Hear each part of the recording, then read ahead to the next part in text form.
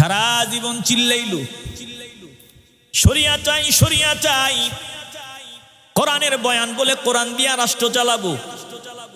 হঠাৎ করিয়া একটু সুবিধায় আঘাত চলে আসতেছে বলে না না, বর্তমানে শরিয়া আইন চলবে না, বলে শরিয়া দিয়া রাষ্ট্র চালাবো না, প্রচলিত আইনেই নিয়মেই রাষ্ট্র চলবে। তো ব্যাপার কি, এতদিন বাজে বয়ান কেন করলেন, ধোকা দিলেন কেন? ইসলামিক জোট নাম নিলেন, হঠাৎ করে এখন আসিয়া বলেন না না ইসলামিক জোট না, রাজনৈতিক জোট। ব্যাপারটা কি? দিল দিয়ে অনুধাবন করিয়া লন রে বাবা। বলে কপাল পুড়িয়া যাবে, এমনে এমনে কপাল পড়ে না, কপাল আরো পুড়বে, ভালো করে শুনিয়া লও। বেশি হেকমত দেখাইতে যাইবা, মদিনাওয়ালার আদর্শ অনুযায়ী চলার চেষ্টা করবা না, কসম আল্লাহর, জুতার মালা ছাড়া গলায় আর কিছু যাবে না, জোরে কোন ঠিক কিনা? নবীর ফায়সালা চলবে সকল অবস্থায়, সব প্রতিকূলতার সামনে দাঁড়ায়া, যে কোনো মুসিবতের সামনে দাঁড়ায়া কথা হবে একটা, ফায়সালা চলবে আল্লাহর, সিদ্ধান্ত চলবে আল্লাহর। আল্লাহ আল্লাহ নবীরে বাদ দিয়া কোনো ফায়সালা হবে না। কথা কন না কেন? কোনো অ্যাঙ্গেলে বলার সুযোগ নাই যে বর্তমানে অসুবিধা চলবে না, না, কোনো অ্যাঙ্গেলেই এই সুযোগ নাই।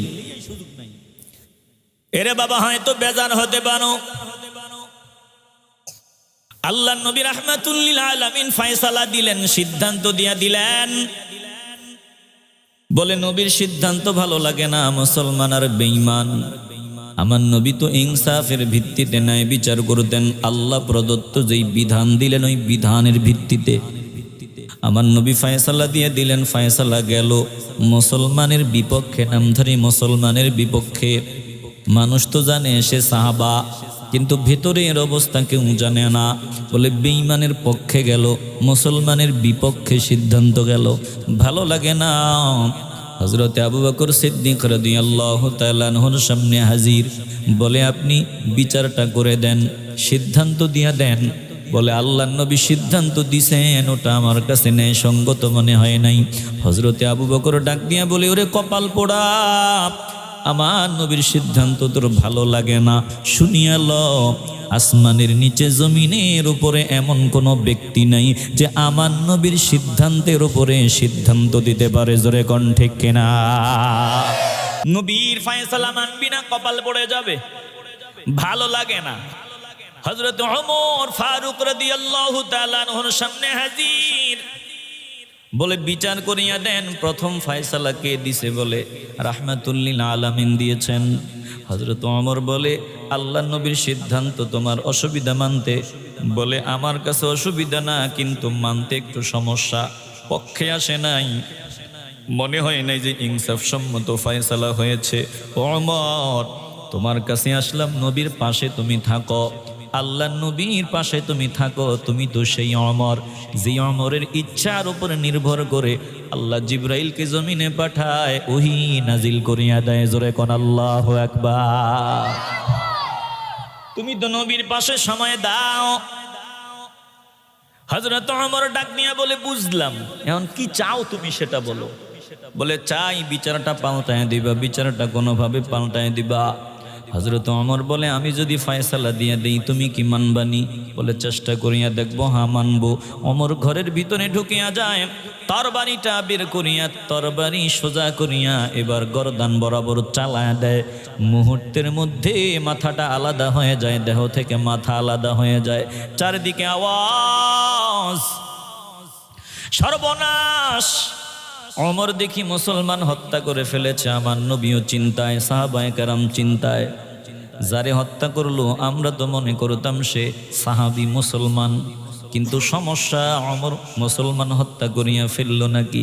আল্লাহ জানায় দেয়, ও দোস্ত না না না, আপনার সিদ্ধান্ত যারা মানে না, আপনার ফায়সালা যারা মানে না, ওরা মুসলমান দাবি করলেও মুসলমান না, ওটা বেঈমান, ধর্মত্যাগী, মুরতাদ, জোরে কোন ঠিক কিনা? আমার মালিক জিবরাইলকে পাঠায় তালাওয়াত শোনায় দেয়, ফালা ওয়া রাব্বিকা লা ইউমিনুনা হাত্তা ইউহাক্কিমুকা ফীমা শাজারা বাইনাহুম সুম্মা লা ইয়াজিদু ফী আনফুসিহিম হারাজাম মিম্মা কাদাইতা ওয়া ইউসাল্লিমু তাসলিমা।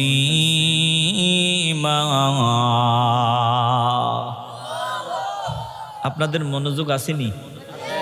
একটু মনোযোগ দিয়ে শোনেন।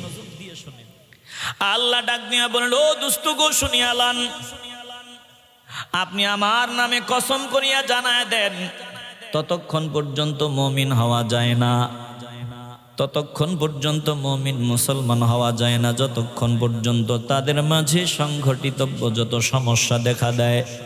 আপনি নবী আমার পক্ষ থেকে যে ফয়সালা দেন, ওই ফয়সালা মনে প্রাণে মানিয়া না নিলে মুসলমান হওয়া যায় না, মুমিন হওয়া যায় না। এ মুসলমান ইমানদার, একটু ইমানের আওয়াজ দিয়ে বলবেন, যারা আমার নবীর ফয়সালা মানবে না, বলেন মুসলমান নাকি বেঈমান? আসতে বলবেন না, জবান খুলে বলেন। আল্লাহর হাবিবের সিদ্ধান্ত যার মানতে অসুবিধা, হিকমতগিরি দেখাইতে গিয়া নবীর ফয়সালা বর্তমানে সমস্যা, চলবে না, এমন আওয়াজ দিতে চায়, বলেন ঈমানওয়ালা না ঈমান চোর? দিল দিয়ে অনুধাবন করেন।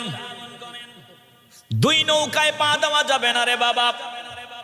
নৌকা দুইটায় যদি দুই পা দাও, গন্তব্যে পৌঁছা যাবে না। দুই দিকে নৌকা চলিয়া যাবে, মাঝখানে তুমি ডুবিয়া মরবা।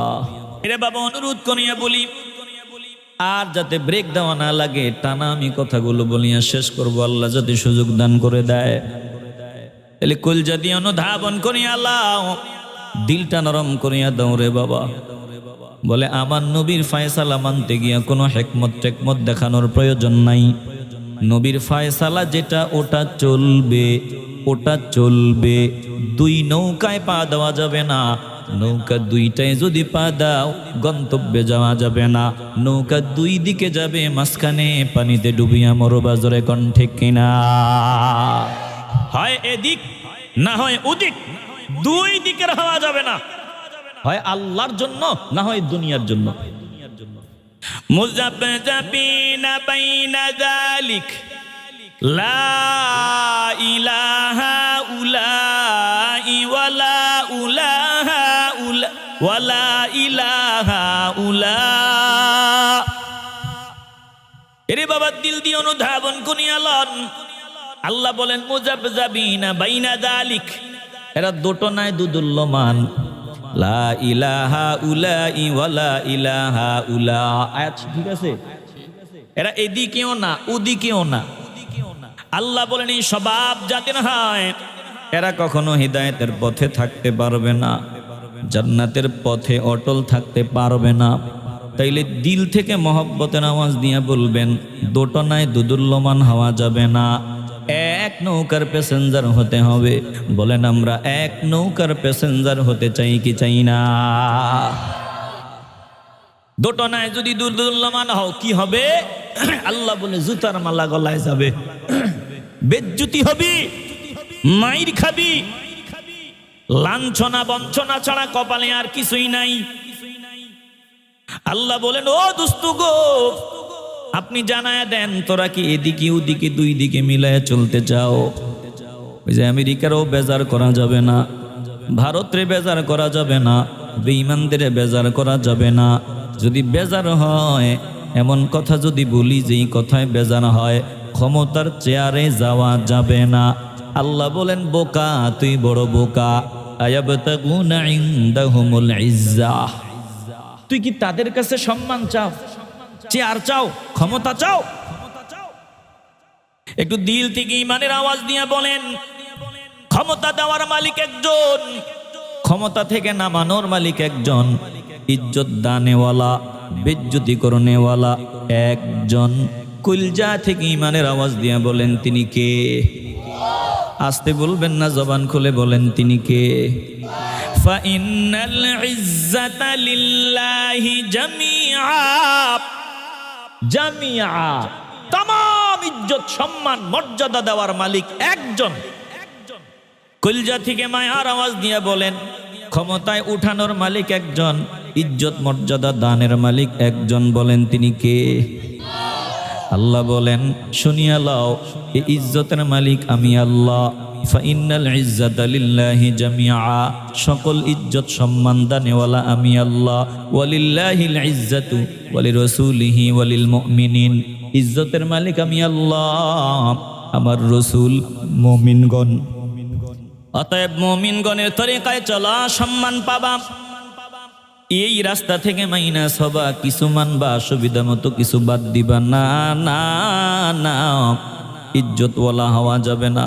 বলেন দুই নৌকার প্যাসেঞ্জার না হয়ে এক নৌকার প্যাসেঞ্জার হব, ইসলাম দিন।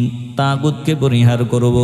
দিল যদি পরিষ্কার হয় বাবা, ইমানের আওয়াজ দিয়ে বলবেন আমরা কিছু মানবো কিছু বাদ দিব। এমন না হইয়া আল্লাহ নবী যা বলছেন ওগুলোই চলবে, এই কথার ওপর সব সময় অটল অবিচল থাকতে চাই কি চাই না? আফাতুমিনুনা বিবাদিল কিতাবি ওয়া তাকফুরুনা বিবাদ ফামা জাযাউ মান ইয়াফআলু যালিকা মিনকুম ইল্লা খিজিয়ুন ফিল হায়াতিদ দুনিয়া ওয়া ইয়াউমাল কিয়ামাতি ইউরাদ্দুনা ইলা আশাদ্দিল আযাব। আল্লাহ বলেন ও দোস্ত গো, আপনি জানায় দেন তারা কি কিছু স্বীকার করে, কিছু অস্বীকার করে, কিছু মানে কিছু অমান্য করে, সুবিধাবাদী হয়ে চলতে চায়, আপনার কথা কিছু মানে কিছু অমান্য করে, কিছু বিশ্বাস করে কিছু অবিশ্বাস করে। তাইলে শোনায়া দেন ফামা জাযাউ মান ইয়াফআলু যালিকা মিনকুম ইল্লা খিজিয়ুন ফিল হায়াতিদ দুনিয়া। দুনিয়ার জীবনে বিচ্যুতির মালা, জুতার মালা গলায় যাবে। এ দুনিয়াতে লাঞ্ছনা বঞ্চনা বেজ্জুতির জীবন, আবার দুনিয়া থেকে বিদায়ের পর জাহান্নাম হবে তাদের ঠিকানা। এ মুসলমান ইমানদার, একটু দিল খুলে মহব্বতের আওয়াজ দিয়ে বলেন আমরা এক কথার ওপর অটল অবিচল থাকব, মদিনাওয়ালার সিদ্ধান্তের বাহিরে কোনো ব্যক্তির সিদ্ধান্ত মানি না, চলবে না। জোরে কোন ঠিক কিনা? কেমন আশ্চর্য বিষয়! এরকম সুবিধাবাদী হওয়া যাবে না রে বাবা। দিল দিয়ে অনুধাবন করিয়া লন, টুপিওয়ালা কিন্তু দুই দল, জমিনে বান্দা কিন্তু দুই দল। আলোচনার শুরুতে আমি আপনাদেরকে বলছি সবাই আদম সন্তান, হাবিল আদম সন্তান, কাবিল আদম সন্তান, সবাই আল্লাহর বান্দা। হাবিল বান্দা, কাবিল বান্দা, ইয়াজিদ বান্দা, ইমাম হুসাইন রাদিয়াল্লাহু তাআলা আনহু বান্দা। তাইলে একদল ইয়াজিদি আর একদল হুসাইনি। কলজা থেকে ভালোবাসার আওয়াজ দিয়ে বলবেন কবুল হলেই কপালটা খুলিয়া যাবে। বলেন আমরা হুসাইনি মুসলমানের তালিকায় নাম উঠাতে চাই কি চাই না? এই ক্ষমতা বহু মানুষকে বেঈমান বানায় দিয়েছে। এই চেয়ার বহু মানুষকে বেঈমান বানায় দিয়েছে, ধ্বংস করে দিয়েছে। বলে আব্দুল্লাহ ইবনে উবাই ইবনে সালুলকে ধ্বংস করে দিছে। টুপিওয়ালা, দাড়িওয়ালা, লম্বা জামাওয়ালা আমার নবীর পেছনে নামাজ আদায় করতো, খুতবা শুনতো, তেলাওয়াত শুনতো। আমার নবী যখন জুমআর খুতবা দিতেন দাঁড়ায়া আমার নবীর প্রশংসা করতো, গুণকীর্তন করতো। মাঝে মধ্যে আমার নবীর সাথে যুদ্ধের ময়দানেও যাইতো, নবীর পেছনে ঘুরতো, চলতো। কিন্তু সুযোগ পাইলেই বেঈমানদের সাথে হাত মিলাইয়া আবার নবীর বিরোধিতা করতো, নবীর ব্যাপারে বাজে মন্তব্য করতো। এরকম টুপিওয়ালা, দাড়িওয়ালা, লম্বা জামাওয়ালা বাবা নবীর জামানায় ছিল। নবীর পেছনে নামাজ পড়ার পরেও আল্লাহর নবীর বিরোধিতা করতো একমাত্র ক্ষমতার লোভে।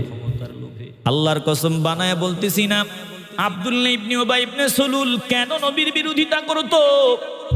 মুসলমান দাবি করার পরেও এই যে সূরা মুনাফিকুনের তাফসীর পড়লেই পরিষ্কার পাওয়া যায়, একমাত্র ক্ষমতার চেয়ার, একমাত্র মর্যাদার চেয়ার, এই চেয়ার বহু বান্দাকে ধ্বংস করে দিয়েছে রে বাবা।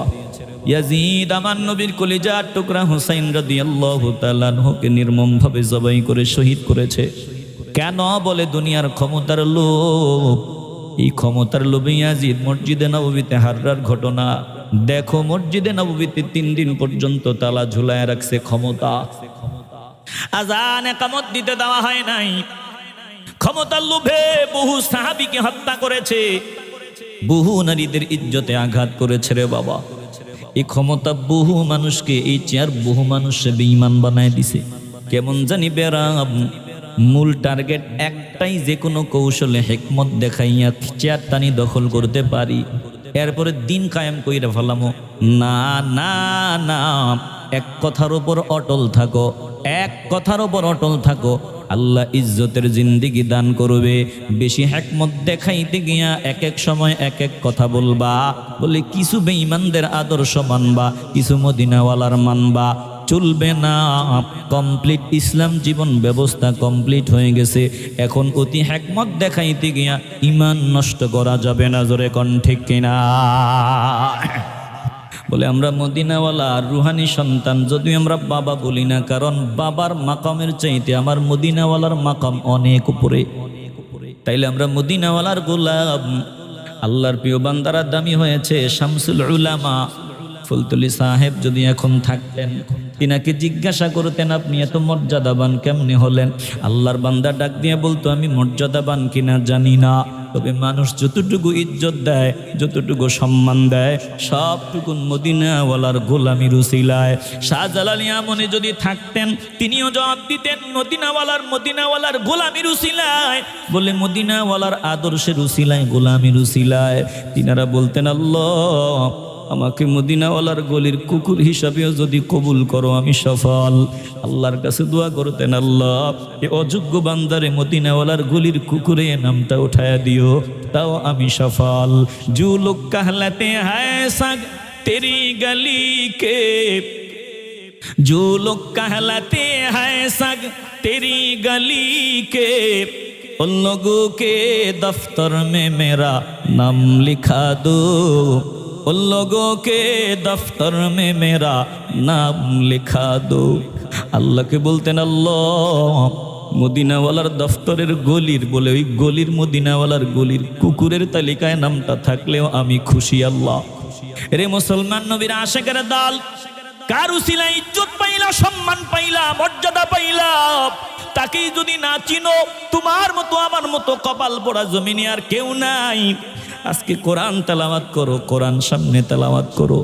আরে জীবন্ত কোরআন আমার নবী, জীবন্ত কোরআনের কলজায় কষ্ট দিয়া এই কোরআন তেলাওয়াত করে কি লাভ হবে? কারণ কোরআন পাইছি মদিনাওয়ালার উসিলায়।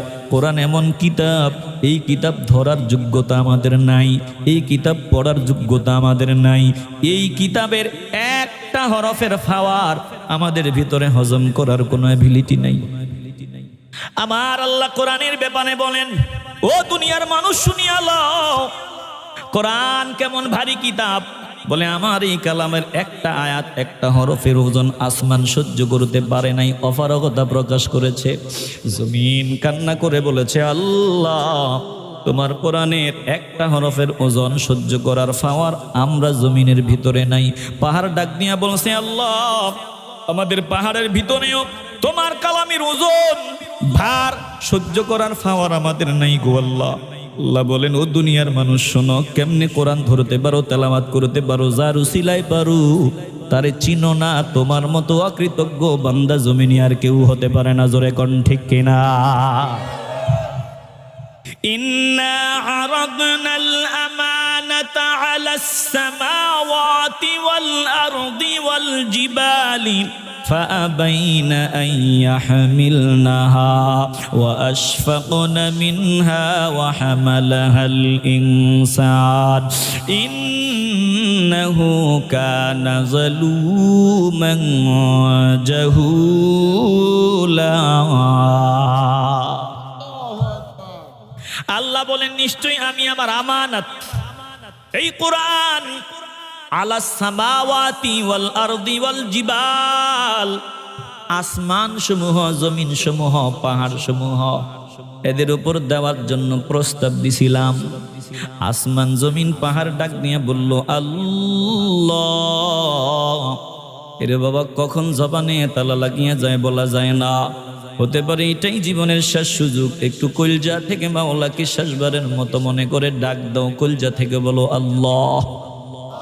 একটু ভালোবাসা নিয়ে বলেন আল্লাহ। চিল্লায়া দিল থেকে মহব্বতে বলেন আল্লাহ আল্লাহ আল্লাহ।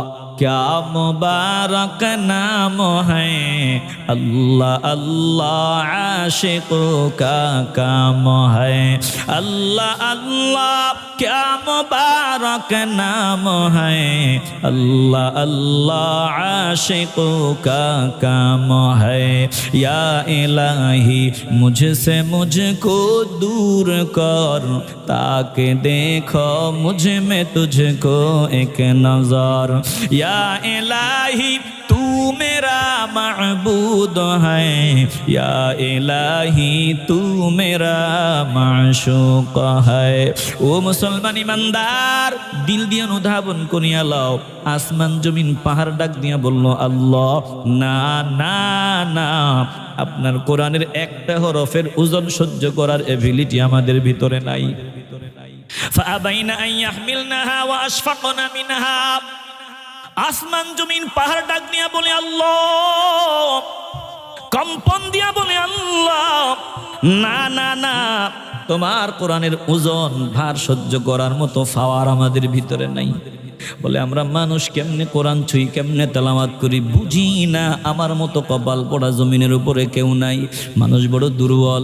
এই মুহূর্তে যদি 220 বল্লা মিটিং করিয়া বলে চল চান্দপুর ওখানে ময়দানে বসে আছে তা করে একটু সাইজ করি, মাত্র 220 বলে 220 লাগবে না মাত্র 120। যদি এখানে ভ্যান ভ্যান শুরু করিয়া দেয় আপনারা বলবেন হুজুর আপনি ওয়াজ করেন ভাল লাগে কিন্তু পারলাম না। ওই যে 120 ভল্লা হামলা চালাইছে, এখন দেখি দৌড় প্রতিযোগিতা দিয়া কে কার আগে বাড়ি যাওয়া যায়। কথা কন না কেন? আসতে বলবেন না, জবান খুলে বলেন ঠিক কিনা? মানুষ এতই দুর্বল, এই দুর্বল প্রাণী কেমনে কোরআন তেলাওয়াত করি, কোরআন সিনাই নিয়া ঘুরে, যার উসিলায় কোরআন তেলাওয়াত করার সুযোগ পাইছো তারে চিনবা না, তুমি বড় কপাল পোড়া। ওয়াহামালাহাল ইনসান, আল্লাহ বলে যেখানে পাহাড় অপারগতা দেখায় দিল, জমিন অপারগতা দেখায় দিল, আসমান অপারগতা দেখায় দিল, মানুষ এই কোরআন সিনাই নিয়ে ঘুরে। এই মানুষের মতো অকৃতজ্ঞ, ইন্নাহু কানা যালুমান জাহুলা, মানুষের মতো জালেম, মানুষের মতো মূর্খ জমিনের উপরে আর কেউ হতে পারে না। এরে বাবা মদিনাওয়ালার চিনবা না, আমার মাওলাকে চিনবা না, তুমি মানুষ না, তুমি হায়ওয়ান জানোয়ার। আল্লাহ নবীর আল্লাহ কোরআন দিছেন, এই কোরআনের যত ভার, কোরআনের যত কষ্ট আমার নবী নিজের ভিতরে হজম করেছেন। যেমন একটা বোঝা মাথায় নিল বাবা, সন্তান ডাক নিয়ে বলে বাবা এই বোঝাটা আমার মাথায় দাও না। সন্তানের বয়স মাত্র 3 বছর, বাবার মাথায় যেই বোঝা, ওই বোঝার ওজন হলো 30 কেজির উপরে। এখন সন্তান বারবার কান্না করে বলে আমার মাথায় দাও না। বাবা নিরুপায় হইয়া 30 কেজি ওজনের বোঝা সন্তানের মাথার উপরে আস্তে করে মাত্র লাগায়া রাখলেন। এবার সন্তান মনে করে যে বোঝাটা আমার উপরেই আছে। সন্তান হাঁটে, বাবাও হাঁটে, কিন্তু মূলত এই বোঝার যত পরিশ্রম, যত কষ্ট বাবা 2টা বাহুর মধ্যে বহন করতেছেন। আস্তে করে সন্তানের মাথার উপরে শুধু লাগায়া রাখছে। সন্তান তো মনে করে এই বোঝাটা আমি বহন করতেছি। না না না, এই কোরআন এমন কিতাব, এটা তেলাওয়াত করা দূরের কথা, ধরা দূরের কথা, ছোঁয়া দূরের কথা। এই দুর্বল মানুষের এই অ্যাবিলিটি নাই। কেমনি হইল বলো? সব মদিনাওয়ালার উসিলায়। জোরে কোন ঠিক কিনা? আমার নবী আল্লাহ 4 বার ওপেন হার্ট সার্জারি করালেন, অপারেশন করালেন। এর মধ্যে 3 নাম্বার অপারেশন, আমার নবী হেরা গুহায় গিয়া ডাক দেয় আল্লাহ তুমি আমারে গাইডলাইন দিয়া দাও, যেভাবে দেখাইবা ওইভাবেই চলবো। কোরআন দাও আল্লাহ, কোরআন দাও। আমার নবীরে আল্লাহ কোরআন দিলেন। বলে কোরআন আমার নবীরে দেওয়ার আগে 3য় অপারেশন করাইলেন। জিব্রাইল মিকাইল জমিনে আসলো, আমার নবীরে লম্বা করিয়া শোয়ায়, জমজমের পানি নিয়ে স্মরণের তস্তরিতে রাখিয়া আল্লাহ নবীর মাঝখান দিয়ে কাটা হয়। এবার আল্লাহ নবীর ভেতরে এমন ফাওয়ার ঢুকায়া দেওয়া হয় যেই ফাওয়ার আসমানের নাই, জমিনের নাই, ফেরেশতাদের নাই, তামাম সৃষ্টির ভিতরে যে ফাওয়ার নাই, ওই ফাওয়ার আমার নবীর ভিতরে দিয়ে দেওয়া হয়। বলে এই ফাওয়ার কেন দেওয়া হয়? যাতে আমার নবী কোরআন বহন করতে পারে।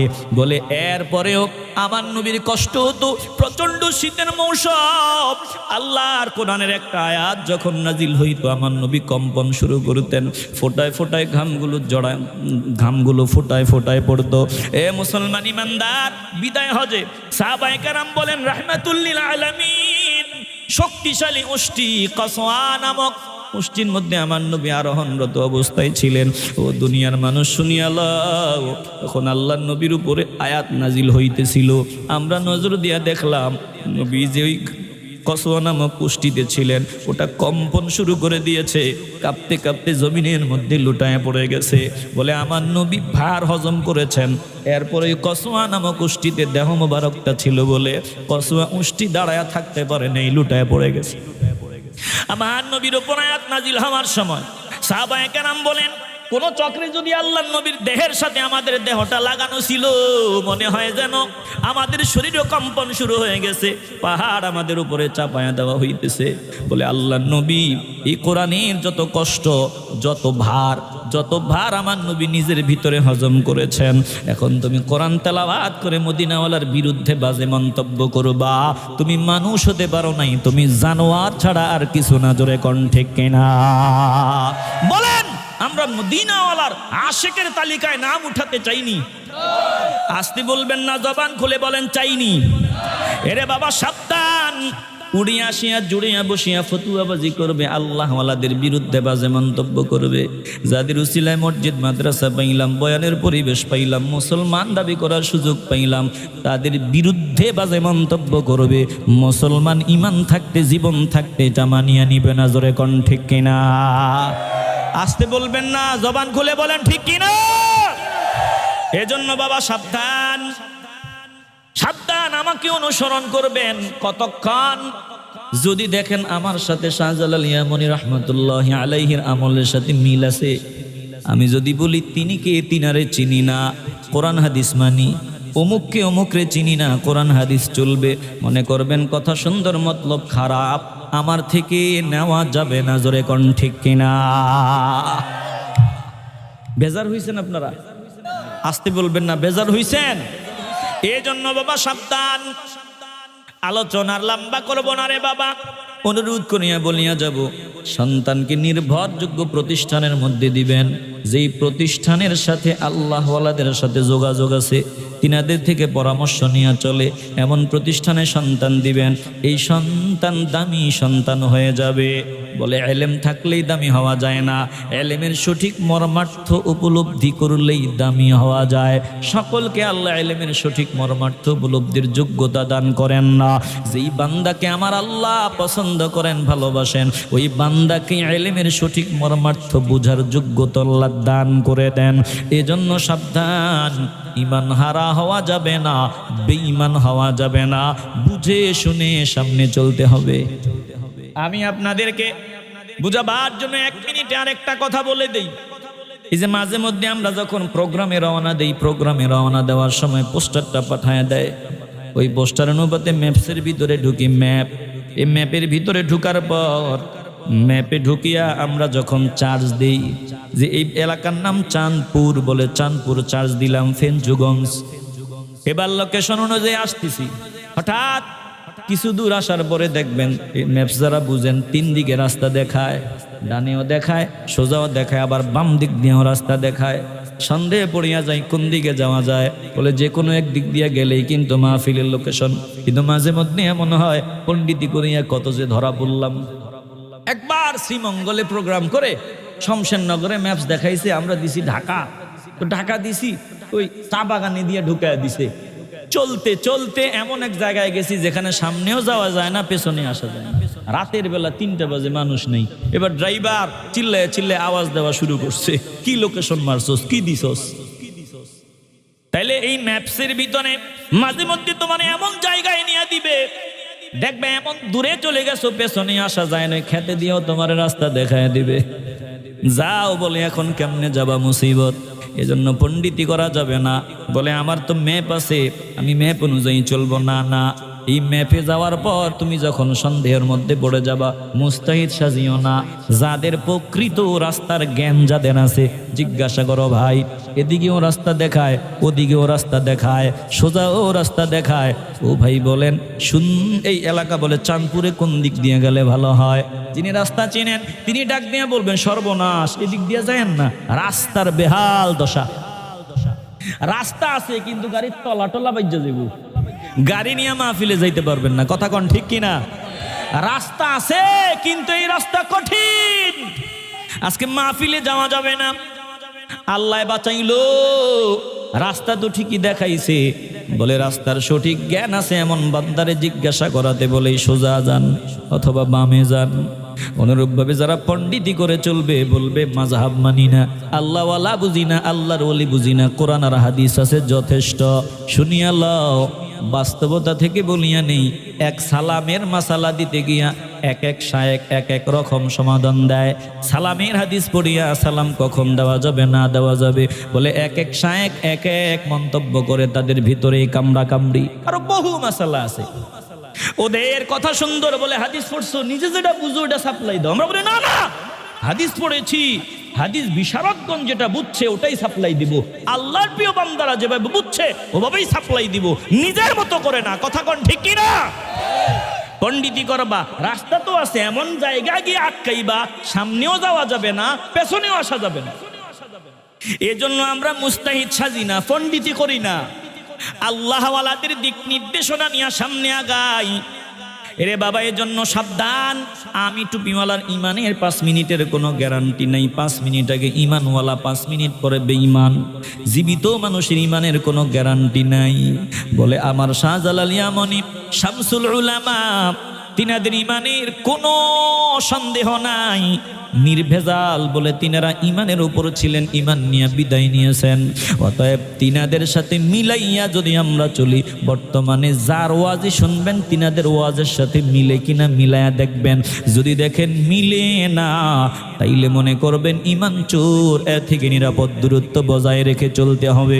বলেন আমি যা বললাম এগুলো মানতে কোনো অসুবিধা আছে? আসতে বলবেন না, অসুবিধা আছে?